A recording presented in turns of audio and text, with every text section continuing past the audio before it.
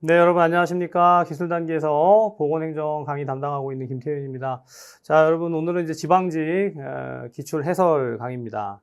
자, 이 기출 분석을 하고 해설 강의를 하다 보면 이제 항상 이 강의를 누가 들을까 이런 생각들을 해요. 근데 특별히 이제 기출 문제를 해설하고 이 방향을 제시하는 것을 듣는 여러분들은 이제 시험을 준비하는, 이제 앞으로 이 시험을 잘 보고 내가 고득점하겠다 이런 마음가짐으로 들으실 거라 생각을 합니다. 자, 그래서 이제 시작하면서부터 보건행정의 각 문제들이 어떻게 출제됐는가 이것도 중요하지만 전체를 좀 거시적으로 조망해 보는 게 필요한 것 같아요. 그래서 제가 이제 보건행정을 강의할 때 크게 세 파트로 나누어서 강의를 진행합니다. 이제 보건의료의 제도와 보건사업의 이해를 한 파트, 이게 보통 이제 총론 내지는 개론에 해당되어지는 보건행정의 전반부고요.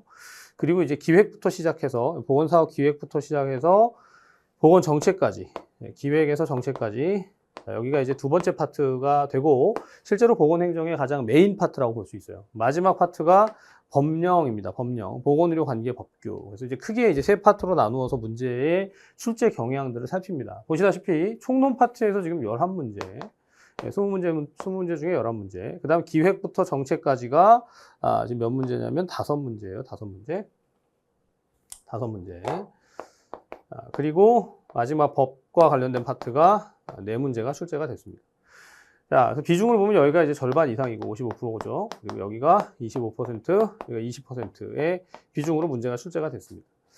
자, 그래서 일단 공부를 할 때 어디에 더 비중을 둘 것인가 이런 것도 중요한데 전반적으로 이건 출제 경향이라든가 트렌드가 자꾸 변합니다. 예컨대 이제 23년도의 출제 상황을 보게 되면 이 부분에 이제 기획에서부터 정책 파트의 내용들이 비중이 조금 더 높았어요. 근데 살짝 비중이 내려가면서 위쪽의 비중이 높아졌다. 이렇게 볼 수 있습니다.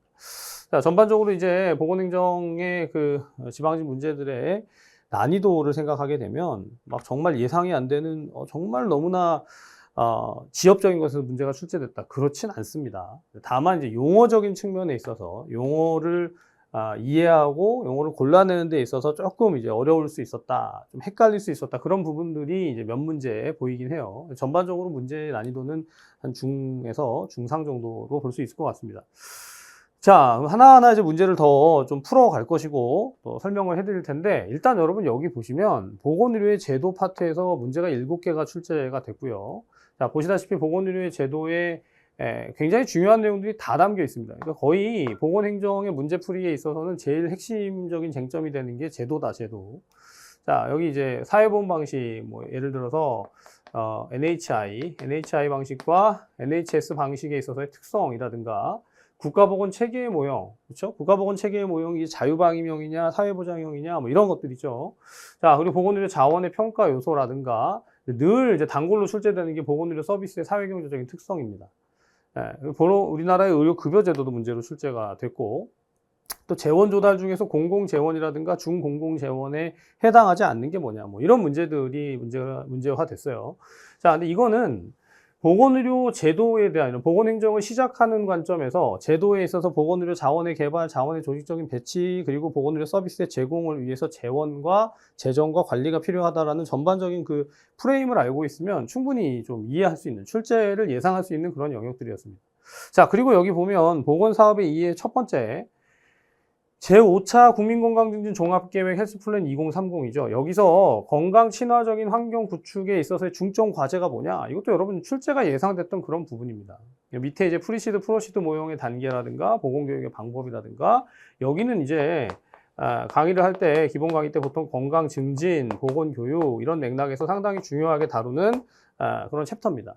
그래서 사실 이 윗부분이 잘 정리가 되어 있으면 기획부터 정책까지는 또 아주 이렇게 세팅이 되어 있어요. 문제가 출제되는 게 좀 정해져 있죠. 델파이 모의고사에서 계속 다뤘던 것들이고, 비공식 조직의 특성이라든가 뭐 근무 평정상의 오류라든가 다 지금 한 단원마다 그 단원마다 중요하게 다뤄지는 문제들이 있어요. 다만 여기 예산의 원칙에서 엄밀성의 원칙이라는 말은 엄밀성이란 말이 어렵잖아요, 여러분. 정확성의 원칙이에요, 정확성의 원칙. 자, 이런 것들 이제, 이게 뭐지? 내가 모르는 단어였는데? 이러면 당연히 틀릴 수밖에 없는 문제가 되죠. 자, 그래서 여기까지 기획부터 정책까지를 보고 나니까 마지막에 의료법상의 의사와 한의사의 모두 개설 가능한 의료기관이라든가 지역보건법상의 지역보건의료기관, 이것도 내가 중요하게 다뤘던 것들이고, 노인 장교양보험에 있어서의 본인 부담금, 이건 조금 여러분 이제 기억을 해두었어야 문제가 좀 쉽게 느껴졌을 그런 내용이고, 마지막에 사회보장 제도와 관련된 것이 법령에서 출제가 됐는데, 이건 다 법이에요, 법. 법령 관련된 문제는 법을 모르면 못 풉니다. 뭐 당연한 거지만 학습을 해갈 때도 그래서 보건행정의 영역들을 학습을 할 때 법령을 얼마나 시간을 많이 투입하는가에 있어서 여러분 법령을 학습하는데 시간이 분명히 투입돼야 된다. 그걸 볼 수가 있어요. 자, 이제 제가 보건직 강의를 하다 보니까 공중보건도 그렇고 보건행정도 그렇고 법령 관련해서 출제되는데 그 비중이 다 20%가 넘어요. 이건 이제 법령 포기하면 시험 안 보겠다 뭐 이런 것과 같은 거죠. 그래서 어떤 법이 문제로 출제될 것인지를 자꾸 예측해보고 그것을 확인하는 작업이 필요합니다. 그거 저랑 같이 하실 거고요. 자, 그래서 이제 전체적으로 이렇게 각 영역들별로 뭐가 출제됐는지를 확인해보는 작업을 하고 난 다음에 그 다음에 뭘 하죠? 본격적으로 들어가서 얘는 그러면 어떤 문제냐? 문제를 직접 보고 그 문제에 대한 해설을 확인해보고 그리고 그것을 이제 앞으로 다시 다른 형태로 문제가 주어지게 되면 내가 어디에 유의해야 되는가, 이것을 좀 생각해 보시는 게 이 해설 강의를 듣는 여러분들의 자세가 되겠다. 자, 그래서 여러분 이제 기출 해설을 듣고요.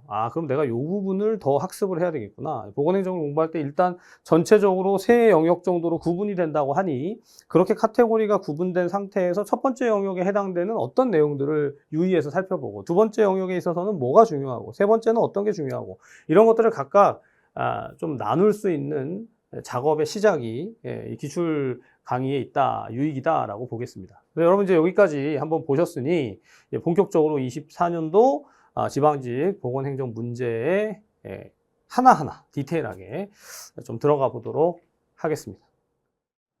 자, 그럼 본격적으로 1번부터 문제를 좀 풀어가 볼까요? 자, 보니까 제5차 국민건강증진 종합계획 헬스플랜 2030의 6개의 분야 중에서 건강 친화적 환경 구축의 중점 과제에 해당하는 것은, 여러분이 6개의 분야는 시험에 출제될 것을 계속 예측을 했던 거잖아요. 건강생활 실천이라든가 정신건강관리, 또 비감염성 질환의 관리, 그리고 감염성 질환이나 기후변화성 질환의 관리, 그리고 이제 마지막에 가서 보면 건강 친화적인 환경 구축이 있죠.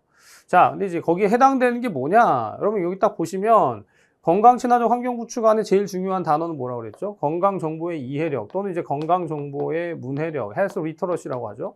이것하고 그 다음에 거버넌스라는 단어가 중요하다. 제가 모의고사에서도 아주 강조했던 그런 내용들입니다. 자, 그래서 2번이 답이 되겠죠. 여기 나머지 이제 뭐 정신건강 관리는 당연히 정신건강 파트에 해당이 될 것이고, 감염병의 위기 대비 대응에 대한 것은 감염성 질환과 기후변화성 질환에 관련된 그런 내용일 것이고요. 또 이제 기후변화성 질환 여기 나와 있는 이런 내용들이 다 이 6개 분야 안에 각각 어딘가에 들어있는 것을 기억을 하셔야 문제를 풀 수 있다. 그렇게 정리하시면 되겠습니다. 자, 두 번째.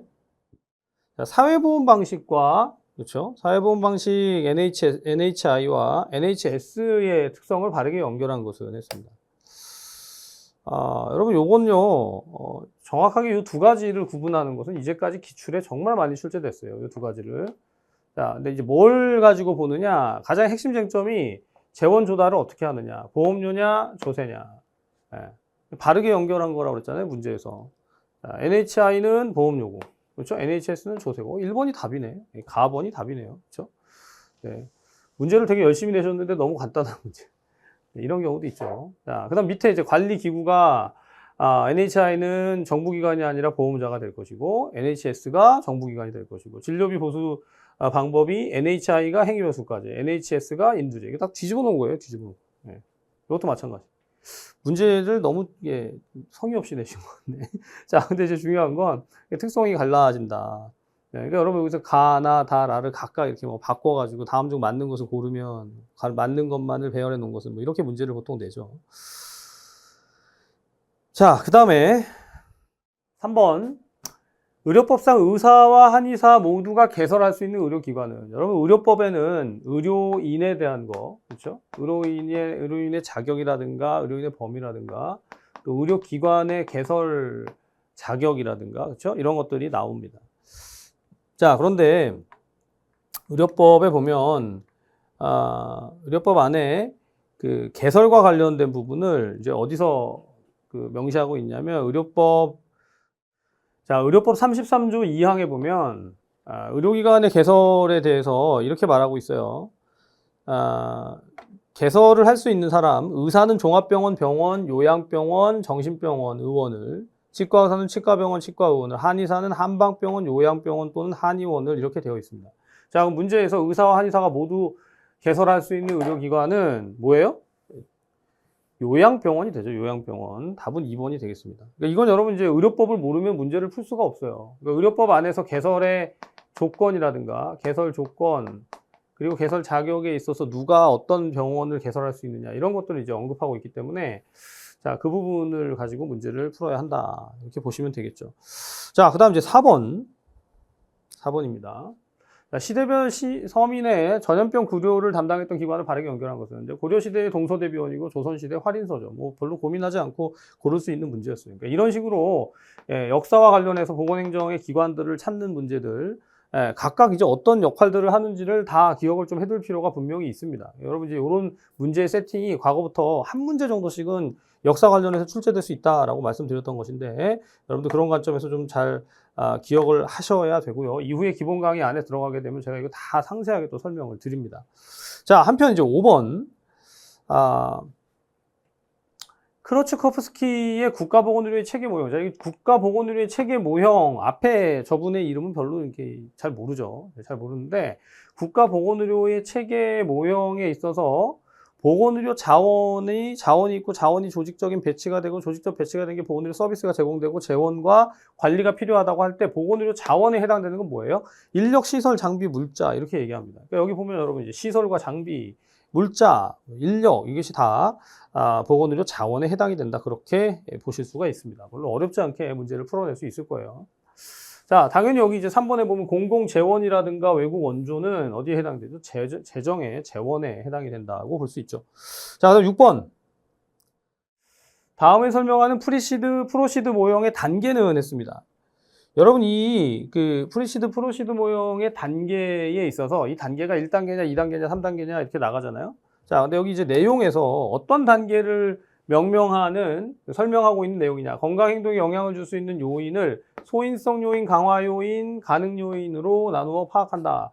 다른 말로 이제 성향 요인, 강화 요인, 촉진 요인으로 나누어서 파악한다. 이거 뭐예요, 여러분? 3번이죠. 교육, 생태학적 진단. 뭐 여러분 거의 1초 컷 할 수 있지 않아요? 자, 저랑 같이 공부하셨으면 아마 이 부분 어렵지 않게 바로 골라내셨을 것이다 라고 생각을 합니다. 자, 역학적 진단이라든가 그 위에 사회적 진단 이런 것도 문제 출제 가능성이 충분히 있고 과거에도 이제 문제가 나왔던 부분들이에요. 자, 그다음 7번. 공식적 조직과 비교하여 비공식 조직의 특성으로 옳은 것은 여러분 이제 비공식 조직의 특성입니다. 문제가 앞에 공식적 조직 이렇게 나오니까 공식적 조직 보고 문제를 풀어가지고 가면 잘못 오답을 낼 가능성이 높죠. 그런데 비공식 조직의 특성에 있어서 옳은 것. 자, 능률의 논리에 입각한 조직이나 능률의 논리를 얘기하게 되면 비공식 조직은 필요가 없어야 돼요. 그렇죠? 사라져야 되죠. 자, 두 번째, 조직 자체의 경직성을 야기할 수 있다. 공식 조직이 경직되어 있지 비공식 조직은 경직성을 완화시킨다. 이렇게 볼 수 있죠. 자, 그러다 보니까 구성원의 심리적 안정감을 형성하는 게 뭐예요? 그게 비공식 조직이죠. 네 번째, 직제 등에 의해서 형성된 인위적이고 제도화된 조직이 뭐예요? 공식 조직이 됩니다. 자, 실제로 보건행정에 보게 되면 이런 문제 많아요. 공식, 비공식, 그렇죠? 정형, 비정형, 뭐 이런 것들. 여러분 이제 대비되는 것이 문제로 또 많이 출제가 됩니다. 그러니까 문제가 출제되는 게 제가 보니까 공식처럼 딱 두 가지가 있어요. 첫째, 뭔가의 분류가 있다. 유형화된다. 그렇죠? 타입이 나누어진다. 얘는 100% 문제 출제됩니다. 이걸 가지고 여러 가지의 형태들을 얘기할 수 있어요. 두 번째는 대비. 지금 본 것처럼 공식, 비공식. 정형, 비정형.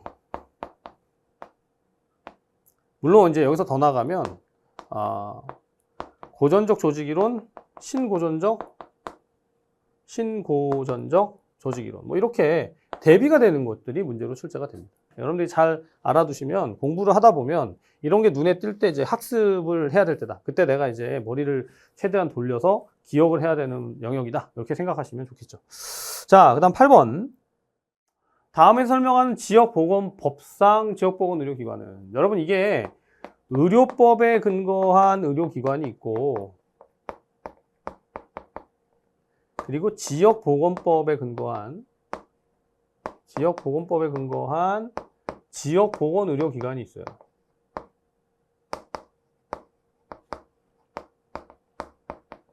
자, 별거 아닌 것 같지만 사실 이건 문제 출제 가능성이 높아서 제가 앞에서도 강의를 하다가 강조하고 그럽니다.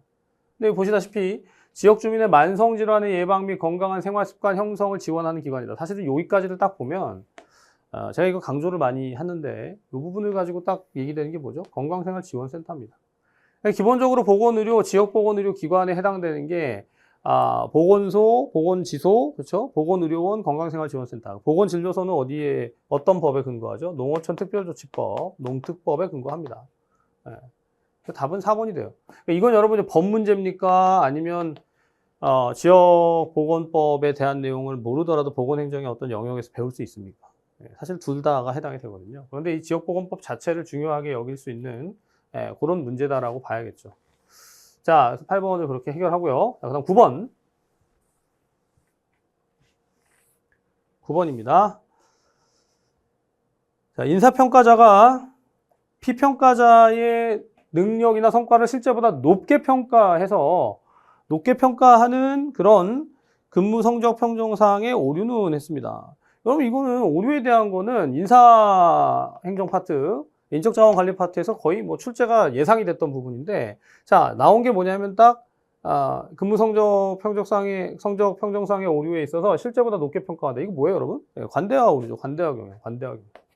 그냥 다 점수를 좋게 준다. 뭐 이런 겁니다.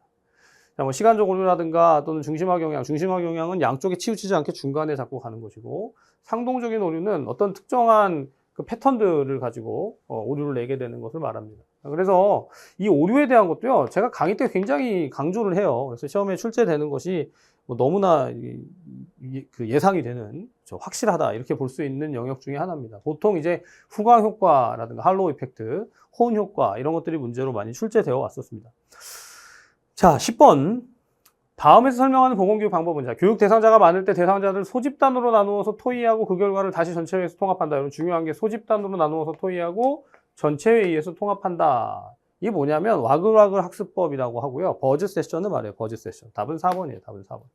보통 우리가 심포지움하고 배심 토의 내지는 패널 토의, 이거를 이제 중요하게 얘기하는데, 그래서 여기서는 지금 4번 버즈 세션이 문제의 답이 되겠습니다. 자, 그 다음 11번. 자, 다음에서 설명하는 보건의료 자원의 평가 요소는 했습니다. 여러분, 이제 그 보건행정에서 출제가 좀 주로 되는 영역 중에 하나가 뭐냐면 평가입니다. 평가. 자, 그렇다면 평가는 항상 뭐가 필요하냐면 기준이라든가 범주라든가 지금 문제처럼 평가 요소가 중요해요. 자, 그래서 보니까 제공된 보건의료 자원이 이용자의 요구에 부합하는 보건의료 서비스를 생산할 수 있는가? 여러분, 이게 뭔가요? 이게 정확하게 그 요구에 부합하는가 적합성입니다. 적합성. 답은 1번이에요. 1번. 적합성. 요구에 부합하는 거. 뭐 대응성이라는 표현을 쓰기도 하지만 여기서는 정확하게 적합성이라는 것이 타당한 답이 되겠습니다. 자, 그러니까 이제 결국 각각의 용어들을 아는 게 보건행정에서도 아주 중요한 그런 문제풀이의 기법이 돼요. 적합성, 계획성, 양적 공급, 질적 수준, 뭐 이런 것들이 각각 개념적으로 좀 기억이 될 필요가 있죠. 자, 12번 문제.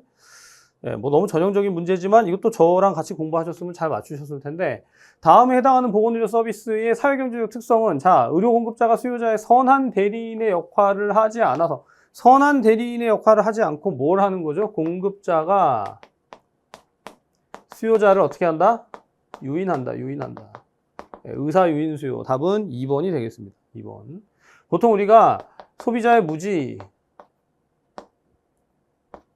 정보의 비대칭, 이것 때문에 발생하는 문제가 이 공급자가 수요자를 유인하는 의사의 유인 수요를 말하거든요. 여러분, 정확하게 이 문제는 이것을 알아야 합니다. 이것의 이유로 인해서, 이것을 이유로 해서 수요자를 유인하는 문제가 생긴다. 한 번은 나올 것이라고 생각을 했는데 문제가 출제가 됐어요.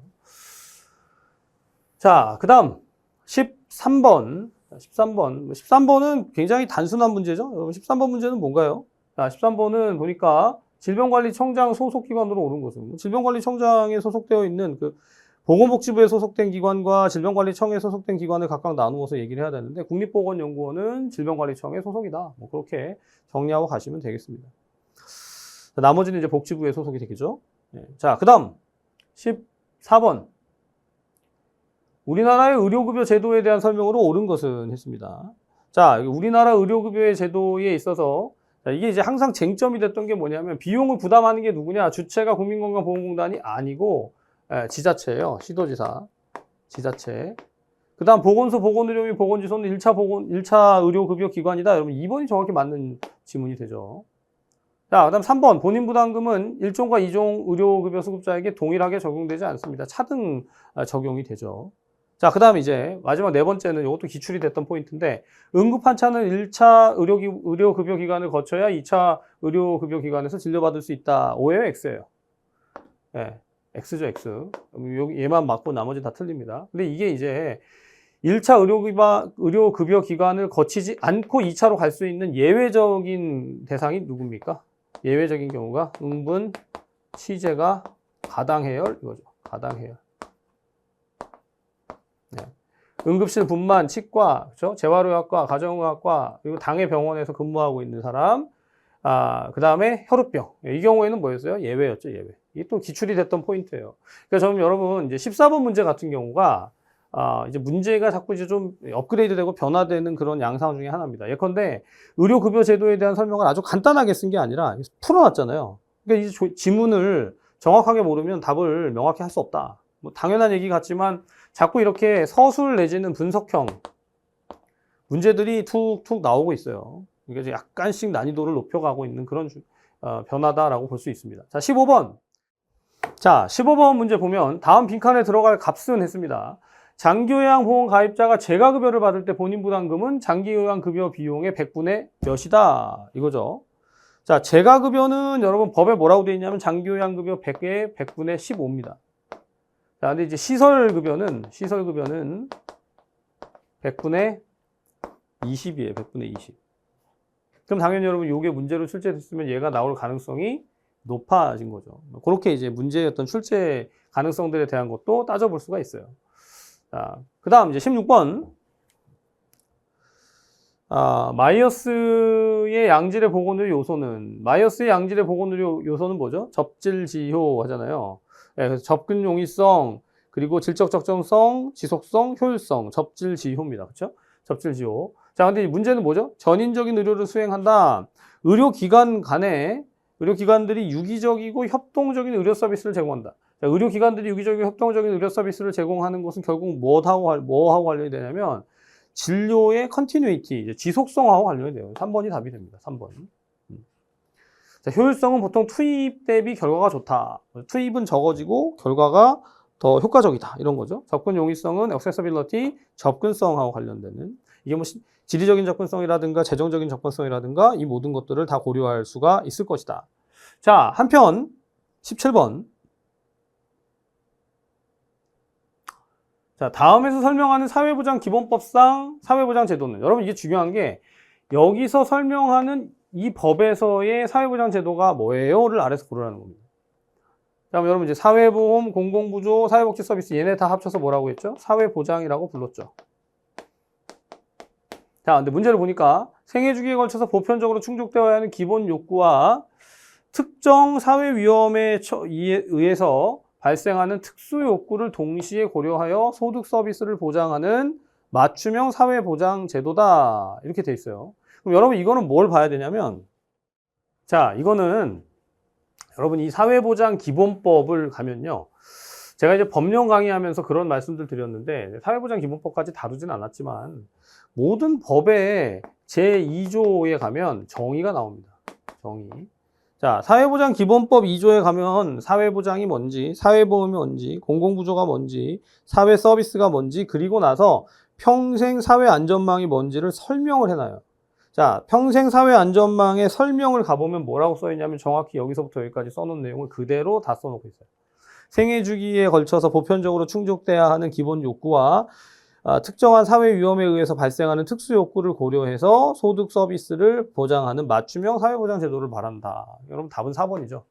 예. 이게 정말 이제 그 문제를 풀어가고 또 학습이 좀 어느 정도 됐으면 이건 사회보험에 대한 설명은 아닌데 공공부조나 사회 서비스에 대한 설명들에서는 조금 뭔가 다른 것이 붙어 있는데 생각해서 평생안전 사회 안전망을 고르셨다면 여러분 굉장히 탁월한 사람이죠. 예, 잘하셨어요. 그렇죠? 자, 근데 이렇게 이제 출제가 되고 나면 바로 위에서 잠시 다시 여기서 출제가 되고 나면 이 사회보장기본법과 같이 다른 법령 안에서 어떤 것들을 뭐라고 정의하고 있는지를 좀 기억할 필요가 있다. 그게 이제 문제의 출제가 됩니다. 자, 한편 18번은 1초 컷 이거죠. 설명하는 의사결정 방법은 자, 익명의 동일한 전문가 답은 델파입니다. 델파이. 자, 개별적으로 설문하고 결과를 전달 회수하는 과정을 통해서 여러 번 그 차례를 반복해서 최종 결론에 도달하는 방법이다. 델파이랑 비슷한 거 내부에다 돌렸다가 뭐예요? 명목 집단 기법이 되겠죠. 자, 그렇게 풀어가시면 되겠습니다. 자, 그 다음에 19번.